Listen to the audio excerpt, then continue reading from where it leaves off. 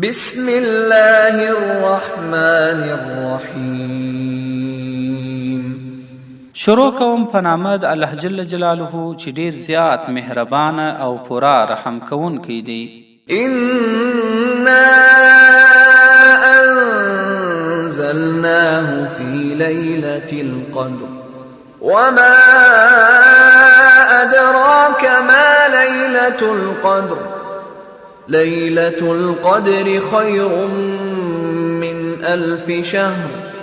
بېشکه موږ نازل کړی دی قرآن کریم، یعنی ټول قرآن کریم د لوح محفوظ څخه د دنیا او اسمان ته په شپه د قدر کښې.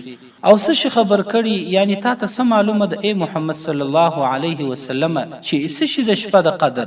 شپه د قدر غوره یعنی بهتره ده تر 1000 میاشتو. تنزل الملائكة والروح فيها بإذن ربهم من كل أمر سلام هي حتى مطلع الفجر. نازلیږي یعنی راکښته کیږي ملائکی او جبرائیل علیه السلام په دا شپه د قدر په حکم یعنی په امر د الله جل جلاله سره د پاره د هر کار سلامتیا ده، یعنی دا شپه سلامتی ده د هر شر او آفت او بد شي څخه.